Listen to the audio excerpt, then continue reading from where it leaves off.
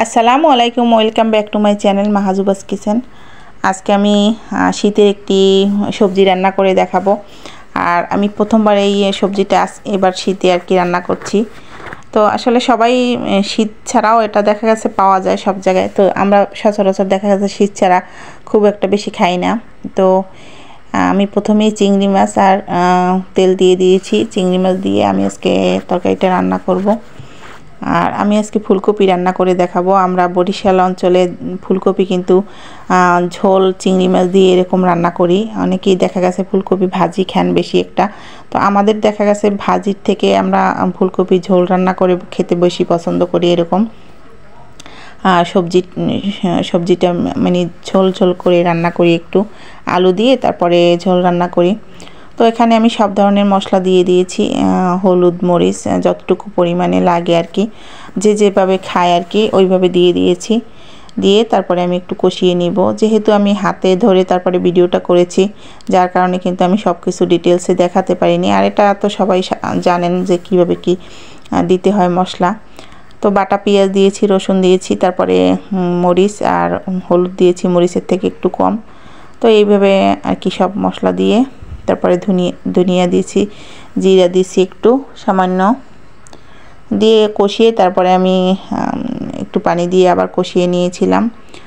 আর এদিকে আমি ওই আর এক চুলায় আমি দেখা গেছে আর একটা রান্না করি, তো এই কারণে কিন্তু ডিটেলসে দেখাতে পারিনি। তারপরে আলুগুলো আমি কেটে ধুয়ে রেখেছিলাম, সেই আলুগুলো দিয়ে দিয়েছি। আর আলুটা আমি ভালো মতো একটু কষিয়ে নিব মশলাটার সাথে।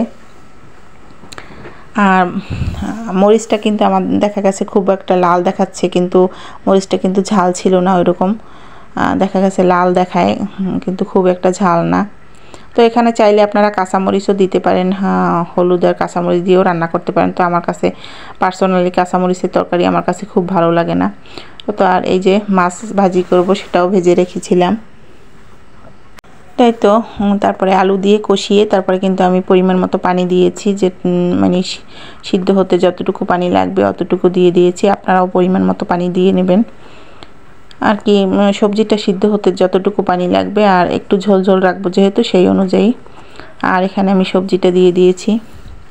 আর এখন ফুলকপিতে দেখা গেছে কি ফুল একদম কম থাকে, আর যেহেতু প্রথম বের হয়েছে এই কারণে শীতের ফুল একদম কম আর ডাঁটাটাই বেশি থাকে। তো এই কারণে কিন্তু ফুলকপি মানে মনে হচ্ছে যেন ডাঁটা বেশি আর কি, ফুল কম। তো এই কারণে আর কি এরকম দেখাচ্ছে। তো সবশেষে একটু ধনিয়া পাতা দিলে কিন্তু সবজিটার টেস্ট আরও বেড়ে যায়। তো প্রায় কিন্তু আমার তরকারিটা হয়ে এসেছে। আমি একটু মাঝখানে কারেন্টের চুলা দিয়েছিলাম। তো এই যে দেখুন সবজিটা কিন্তু আমার কমপ্লিট। তো ভালো লাগলে অবশ্যই ভিডিওটা শেয়ার করে দিবেন। সবাইকে ধন্যবাদ। আল্লাহ হাফেজ।